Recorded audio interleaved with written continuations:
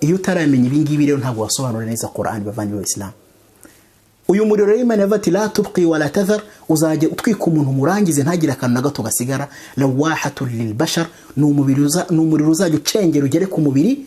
Allati alayha 19, uwo muriro uhagazeho abo bita khazanatu jahannam. Icyo nicyo gisobanuro cy'abamenyi ba tafsir, ntabwo ari coronavirus. Kubera disi kumva ijambo 19 gusa muri Qur'an uyu ngo ahita bihuza na coronavirus. La ilaha illallah. Ntabwo ariko kuba gusa coronavirus ari covid-19 buraho wumvisha Qur'an ivuga 19 uhita ubigereranya n'ibyo. La, ugomba kumenya ibyo bita sababun nuzul, kuki iyo aya yamanutse yavugaga kuki.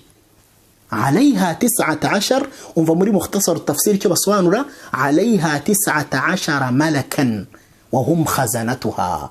O muriro hagaze haba malaika 19 ari nabo barinzi ba jahannam.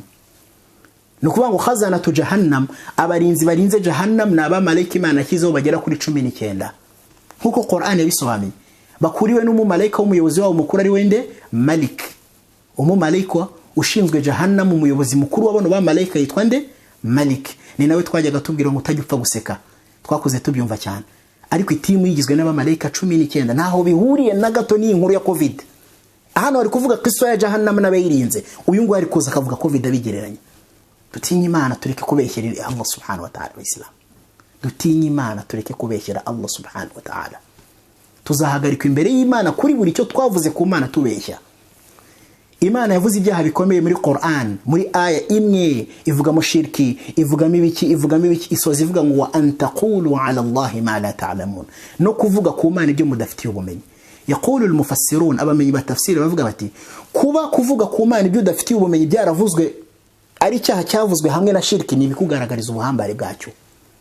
Kuvuga ku Mana icyo udafitiye ubumenyi ni iki cyafasha umuntu mu kwirinda kuvuga ku Mana icyo adafitiye ubumenyi? No kureba ibyo abamenyi basobanuye, apana we gusobanura we nkawe.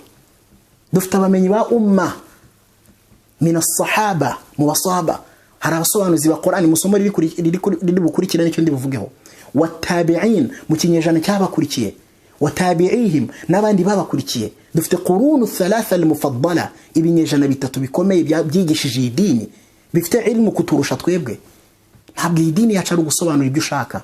Ali ibn Abi Talib radiyallahu anhu aravuga ngo law kana ad-dinu bir-ra'yi, iyo iyi dini za kuba yubakiye ku bitekerezo byacu gusa ngo ibyo utekereje tubivuga, lakana asfalu al-khuffi awla bil-mashi min a'la, twari kuzajya duhanagura hasi y'isogisi cyangwa hasi ya khofu. Igihe turi guhanagura kuri khofu cyangwa ku masogisi turi gutawaza, twari kuzajya twihanagurira hasi aho kugira ngo duhanagure hejuru. Impamvu murayizi yavuze iryo jambo, ubundi hasi niho wakandagira nyine kutaka. None se kuki uri guhanagura ku masogisi uhanagura hejuru ntuhanagure hasi? Iyi niyo sunna, duhanagura hejuru y'amasogisi. Kuki tudahanagura hasi kandi ari wakandagira kwitaka? Igisubizo nuko iyi dini ntabwo ari ibitekerezo byawe na feelings zawe, nibyo Allah yigishije, nibyo mutume we yigishije, nibyo abaswahaba batugejejeho. Wa sallallahu wasallama ala nabiyina Muhammad wa alihi wa sahbihi wa sallam. Ndacyakomeza mu gice cya gatatu, ndaje mbereke ubundi ninde wemerewe gusobanura Qur'ani, nibi cyagomba kuba yujuje. Wassalamu alaikum wa rahmatullahi wa barakatuh.